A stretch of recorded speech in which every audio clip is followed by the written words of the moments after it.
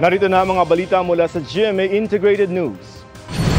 Nag-inspeksyon sa bus terminal sa Cubao, Quezon City ang Metro Manila Development Authority o MDA at Philippine Drug Enforcement Agency o PDEA ngayong umaga ng Martes Santo. Ito po'y para matiyak ang kaligtasan ng mga pasaherong babiyahe pa uwi sa mga probinsya. Nagsagawa ng surprise random drug test ng PDEA sa mga driver ng bus.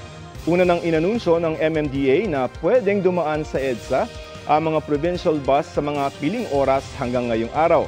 24 oras naman na pwede mula Miyerkules Santo hanggang sa Linggo ng pagkabuhay. Narito naman ang iba pang mga balitang binabantayan ng GMA Integrated News. Ilang pasaherong pauwi sa mga probinsya sa Manila North Port Terminal na natulog para maagang makabiyahe. Mga walk-in nakaabang din. Big-time oil price hike ngayong araw, tila penitensya raw para sa mga motorista. At rainfall advisory ng Pag-asa, Camarines Sur, ilang bahagi ng Catanduanes at Albay, uulanin ngayong umaga. Para sa mas malaking misyon at mas malawak na paglilingkod sa bayan, ako po si Joseph Morong ng GMA Integrated News, ang News Authority ng Pilipino.